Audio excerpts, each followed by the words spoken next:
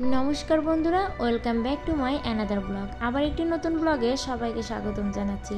आज निये चले आसलाम बासर घरेर ब्लग और साथे आछे बउयेर किछु गिफ्ट आनबक्सिंग।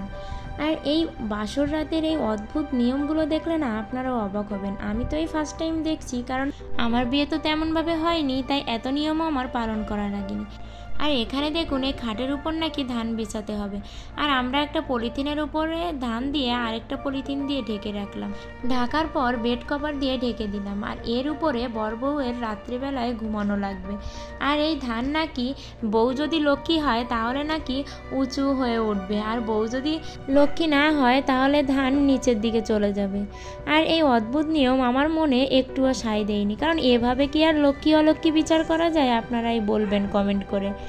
আর তারপর এখানে এই একটা একটা করে জিনিস এভাবে আমি রাখবো, আর বর 5 বার সরিয়ে দেবে আর 5 বার বরের মাথায় ঠেকাতে হবে।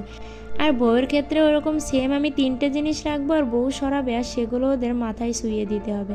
আর আমিই করছিলাম আর সবার কাছ থেকে শুনে শুনে নিচ্ছিলাম, কারণ আমি তো জানি না। আর এভাবে তাপটাও দিতে হবে, বরের কানে 5 বার, বউয়ের কানে 3 বার।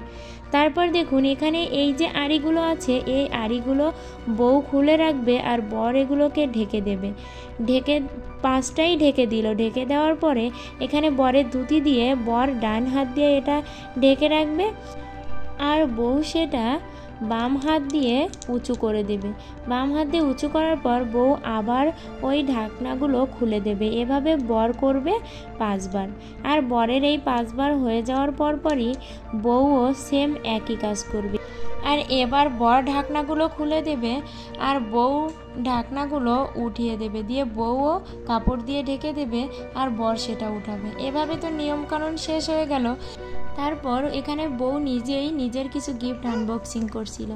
আর এখানে পেয়েছিল একটা আয়রন মেশিন, আর এখানে একটা গ্লাস সেট। আর এই আইস বাটিগুলো কিন্তু অনেক সুন্দর লাগছিল, দেখতে কিন্তু অসাধারণ ছিল। আর ভিডিওতে আর অন্য গিফট খোলা হয়নি, শুধু এই সেটগুলোই খুলে দেখানো হলো। আর এরপর বউ পেয়েছিল 2টো প্রেসার কুকার। এখানে এই একই সাইজের 2টোই প্রেসার কুকার হয়ে গিয়েছিল। আর প্রেসার কুকারগুলো যথেষ্ট বড় সাইজের ছিল। আর বউ এখানে প্রেসার কুকারের মুখটাই খুলতে পারছিল না, তাই বউয়ের ননদ একটু বউকে হেল্প করে দিচ্ছিল। আর খুলে খুলে তারপর 2টো প্রেসার কুকারকে ওরা এক জায়গায় রেখে দেখছিল যে আসলে কোনটা বড়। আর সত্যি বিয়ের পরে না বউদের একটু বেশি সুন্দর দেখা যায়। আর এখানে ছিল একটা কোড়ের বাটির সেট। আর এখানে দেখুন এটা ছিল 4 সেটের ডিনার সেট, মানে সবই 4 পিস করে, 4 পিস প্লেট, 4 পিস বাটি, 4 পিস কাপ আর 4 পিস পিস। আর এগুলোকে ওরা সাজিয়ে রাখছিল। আর সত্যি বিয়েতে কিন্তু অনেক গিফট পাওয়া যায়, অনেক মজা হয়, কত সাজুগুজু করা যায়, খাওয়া দাওয়া করা যায়, কিন্তু বিয়েতে প্রচুর কষ্ট। মানে এই যে বর বউয়ের যে এই নিয়ম পালন করতে গেলে এতটা কষ্ট হয়ে যায়, মাঝে মাঝে মনে হয় একবার বিয়ে করব, কিন্তু এই যে কষ্টের কথা ভাবলে আর বিয়ে করতে শখ লাগে না।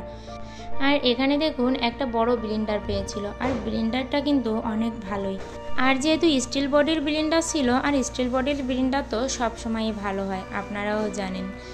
আর এখানে বউ কিন্তু একটা একটা করে খুব সুন্দর করে বের করে করে রাখছিল।